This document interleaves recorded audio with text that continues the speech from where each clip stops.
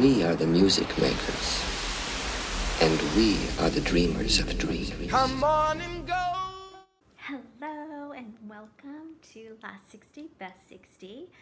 So it's been a pleasure to make these videos for you, and I hope it's making a difference for you. I hope that you're having some time to really think about and process the year and your life in the context of this year, and really making some either small and or big changes to make these last 60 days your best 60 days, and being able to set yourself up for really ending the year strong and ending the year feeling good about where you are and making plans to not just change your life. Like, that's kind of the feeling of New Year's resolutions, is like, I'm gonna lose weight, I'm gonna make more money, I'm gonna save more money, I'm gonna shop less, or whatever that is. Maybe those were mine, that's why they came easily. But really, it's about starting from a place of like, where do I want to put more energy? Where do I want to feel more energy? Where do I want to feel more deep and connected and loved? Like, those are the kind of questions that I think are much more energizing and leading us to our best life. So this week, the two categories I want to look at together is in our wheel of life is health and contribution. And you'll see by the end of this why I'm putting them together. But I want to start with health and wellness. And even though I'm not a health coach, a wellness coach, I teach yoga, and I'm very interested and curious about health.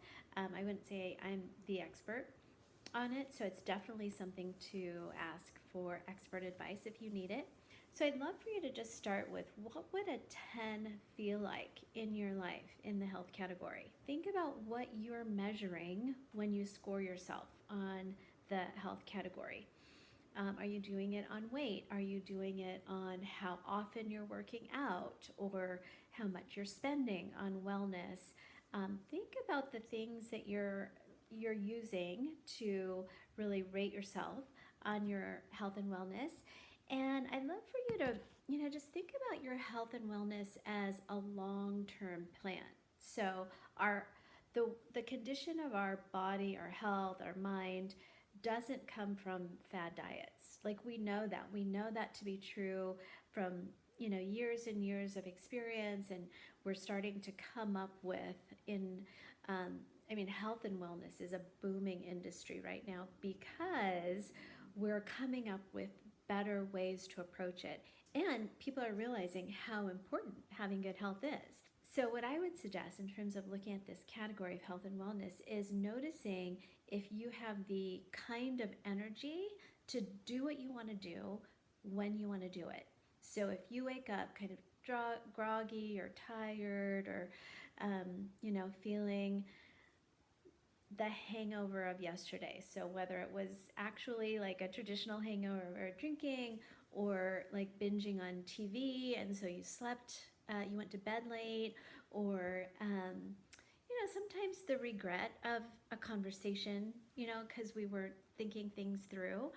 Think about how you are measuring your health, and notice that it didn't just come from what happened yesterday. It really came from our habits of the last few months, and maybe even the last few years. And so if you feel really good in this category, you probably have a plan for eating. It's not just I'll just see what is in my refrigerator, or I'll see what's on sale, or I'll just go and pick something up to take out or at the restaurant. Like, you actually have a plan. So that's part of health. And moving forward, part of our best health is going to be having a plan. So think about where you are now and the habits that got you here, and think about the kind of habits that you want to have that lead you to that 10. So as we think about like our health and our best health, and what would it feel like to wake up every day at 10, because that's possible. And I know people who do that, and I would say I wake up pretty much very often high on this category, because I've worked on a lot of different habits that make me feel good.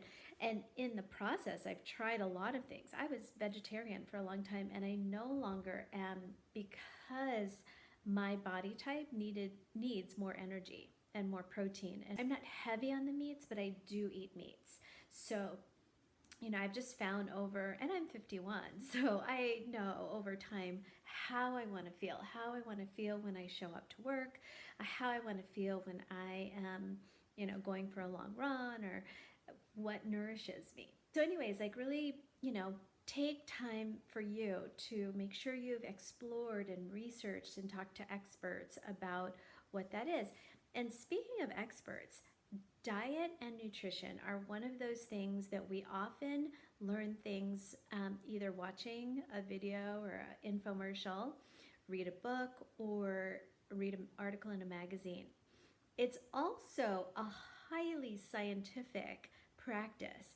So I would encourage anyone for whom this is a concern and you want to make some big progress, is to work with an expert. And I'm not saying like work with a nutritionist or a dietitian every week or every month for the rest of your life. I'm saying like for, short term, maybe that's all it takes, but to really work with someone on understanding your physiology and your body type. And it might require taking a food log, because what comes in, and I said this the first week, is really monitoring what comes in, and what comes out is a very important part of measuring our health.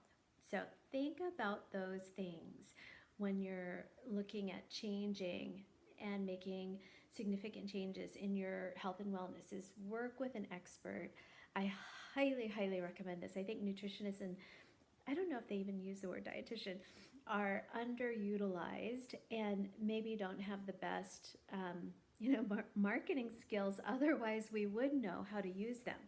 But I do know some nutritionists who help people so significantly at understanding what we take in and how much, and the quality, and the makeup, like the carbs, fats, protein, like those kinds of numbers are very significant. And so just getting that one-on-one education and understanding what's right for your body will make a huge difference. And as you look at this category, and what does a 10 look like, and what have you been doing for the last 5-10 years or last year, notice, and this is where I encourage you to look at it with a lot of kindness that I've been mentioning.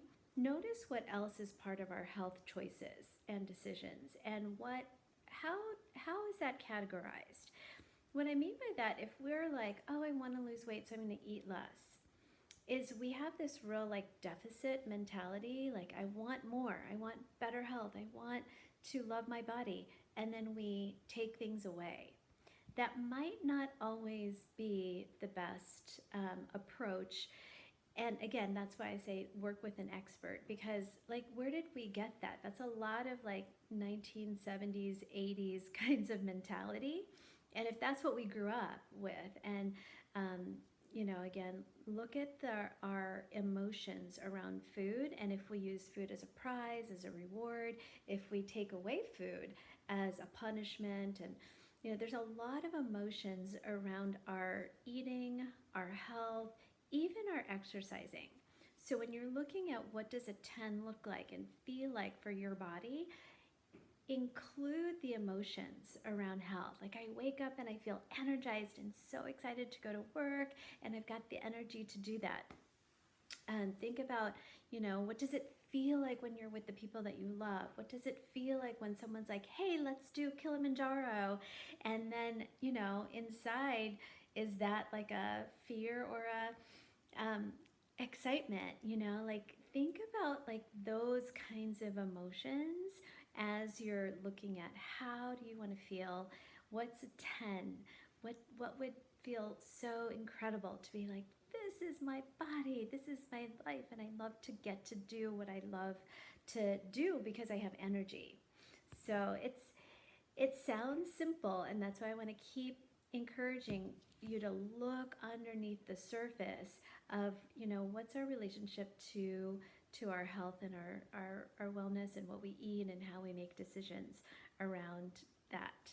Notice also what you're measuring. Notice also if you have any accountability in this area. So last week I talked a lot about the contracts and how we have contracts with different people in our lives. And that's a lot about accountability. And it's maybe the small a accountability, like I wouldn't say create contracts and have people sign on the dotted lines. Similarly, here in the health category is think about your accountability. Are you eating alone or eating, behind the scenes, the snacks and the things like that? Is there a friend that has similar health goals that you could partner with and again, yoke and really make your journey towards your best health together? So those are things that can really bring some insight into making our 10 realistic when you look beneath the surface. And what's the accountability around making that happen? And again, it might include working with an expert and the accountability of that, which is intense. I know. I didn't say last 60, easy 60. It's our last 60, best 60, and it takes some effort. So, look with kindness and honesty at this category. And also notice what are the images of a 10?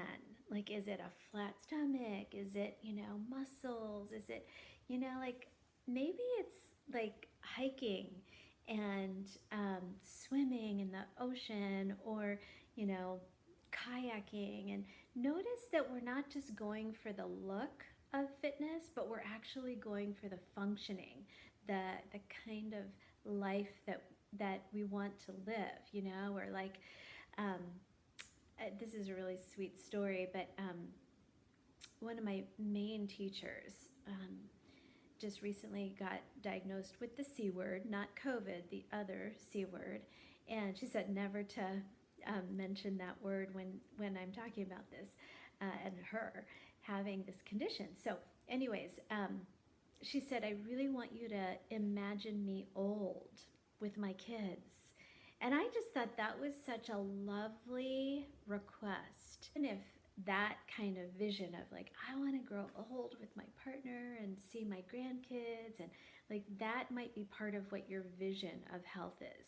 So really let yourself spend time thinking about what's a 10 for now, for next year, for 10 years. That's the work for this week. What's a 10 in your health and wellness? In terms of accountability, you might also, and this, is different for everybody, so I don't know what everyone's situation is, but it might be something that you talk about with your family or whoever you live with, because it's really hard when you're like, I'm going to eat, no carbs or low carbs and lots of fruits and vegetables, and then your roommate or your partner, husband, or your kids are sitting around eating Doritos. That would be such a bummer, and pure punishment, unnecessarily so. So one, talk about it with the people that you live with so that it feels like we're in this together, and you're not making your meal and their meal, and you want their meal and you're having something that feels like a diet. Really think about a health plan for the whole home unit. I assure you it will be much easier to maintain if you at least have that conversation with the adults. And maybe you're teaching kids how to eat healthy and how to have a healthy relationship with food. So think about that and notice, what that conversation is like. Is it about losing weight or having more energy? Is it about, a one-time moment, I want to look great in that bathing suit for when we go to Hawaii? Or is it around, a lot more of a lifestyle? Because that, really figuring out the health conversation in our mind will make the last years of your life from here on the best years, because you're not going to be obsessing over the little things. You're going to be creating habits that create this lifestyle that's manageable, that's doable, that's enjoyable. That's the plan that we're after. And then also, what I want you to spend time on in this week is thinking about who in your life do you admire their health and wellness, and either have a conversation with them and just ask them, like, what do they do? How did they get to where they are with their health? What are their top 10 habits that they would recommend to you? And notice if their body type is similar to yours, because there are different ways of measuring our body type.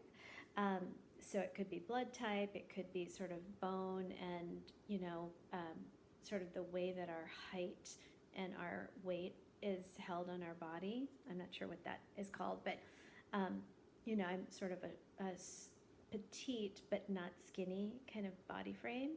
So just notice that. Notice that you're asking for what did they, not exactly what did they do, but what are the things that they learned about themselves that led to the kind of habits that they do. And then also see if you can find other people of your similar body type that is living the kind of wellness lifestyle that looks good to you. Because that's really like the doableness of asking people who are doing it. Okay, and then the last part of thinking about our health and wellness is noticing what we're measuring. Because if we're just measuring health and wellness by our weight, cut that out. Like, toss that idea out the window. So I want to suggest you're measuring your vitality and energy level as a very, as a primary way of looking at this. I said this at the beginning, do you have the kind of energy that you want when you want it? So that might be around work, or it might be around recreation, whatever that is for you. But, work and mental energy is as important as recreation and physical energy. Think about hours of sleep, protein intake, volume of water, a vitamin and supplement regimen. And I back in the 80s, was all in on, vitamins, yes, great, I might not be taking enough. So I was all in. And then I found out that vitamins were poorly made, manufactured, didn't even, they weren't even the format that our body could absorb well. So I stopped taking vitamins. And then more recently, I found different supplements and vitamins that are maximized and optimal for body intake. So now I'm back on my body regimen. And, people say, oh, it's just expensive pee because it just flushes out. Well, I know for me, I would rather have expensive pee than, living with a deficit of a vitamin that's super important to my functioning. And the vitamins that specifically are often low and insufficient in our bodies is vitamin D, which must be taken with vitamin K. And please do your own research on this because it's really important. And also omega-3s. So, yes, they do come in food, and yes, vitamin is free from the sun, but we often don't get enough. And so, along with this, research your primary care physicians, because you don't want to be looking for that when something's wrong. You want to have that in place always. And find the practitioners that match your philosophy. That is super important, because if you're, getting naked with anyone, you want to trust them, especially when they're your doctors. And, I would go with a highly recommended person. And that person might have a long waiting list because they're so highly recommended. So call them before you need them. And that is my, best advice for finding practitioners, is have them in your life before you need them. Because when you need them, they're going to be hard to get into. So just the reality of having lived through that for myself and for others. Also, instead of just looking at weight in terms of number, think about, how does your skin look? Like that's often a clue or a sign of good health. Not the only sign, but it's one of the signs. Think about measuring how your clothes fit. Like, is that how you want to feel? Is that a sign of good health? Like, really think about what's a 10 and how are you going to get there? So I'm pairing this category with contribution. So health and contribution. So what I'd really love for us to explore this week is the health, but also, are we making a difference? Can we make the difference that we want to make? So on a micro level, that's your family, your friends, your community. Do you have the energy? Do you have the resources to make the kind of contribution that you want to make? Like, do you contribute? And when I say contribution, I'm not saying money. I'm not saying necessarily like stuff. Like, think about the time. Like, are you working so much that you don't feel like you're contributing at home or in your neighborhood or in your community? Because that's something to look at when we think about contribution. And on a macro level, like I did a lot of marching in my life. Like that's one of the things, and I've protested, and it's one of those things that I've just felt the showing up and meeting, not necessarily like forming intimate bonds with people that I meet at protests, but I mean like just showing up and sort of seeing the power in numbers has always been really inspiring to me. And so if I'm working so hard that on a Saturday morning I don't have the energy, time, or, like I have regret, like, oh, I can't do that. Like, that's something to think about in terms of contribution. And are we living the kind of life that allows us to make the kind of contribution that we want to? So it might seem like a little paradoxical to pair health and contribution together, but think about it in that category. What does a 10 in contribution look like and feel like? And does your health and wellness, does your physical abilities, like, do you have what it takes to make the kind of contribution that you want to make? And get creative about what contribution looks like. Is it teaching a class to people who either can't afford to take it from a school or a workshop kind of thing? Is it actually going out and doing work and spending time someplace?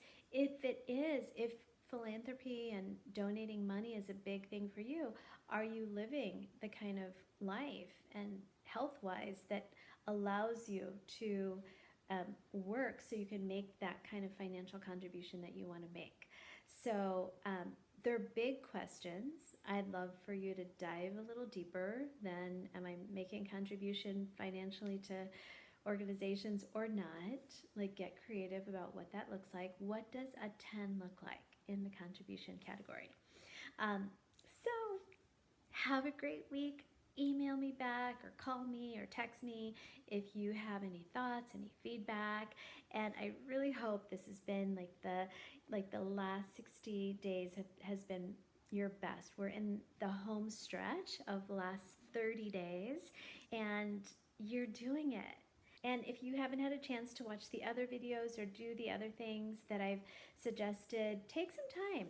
Take some time, maybe an hour each week for the rest of the year of just like spending time with yourself, reflecting on your life, making the kinds of assessments, and really like what would a 10 look like for each category is a very essential question to really starting the year off with a plan, with a vision for where you're headed. So be well, have a great week. Thanks.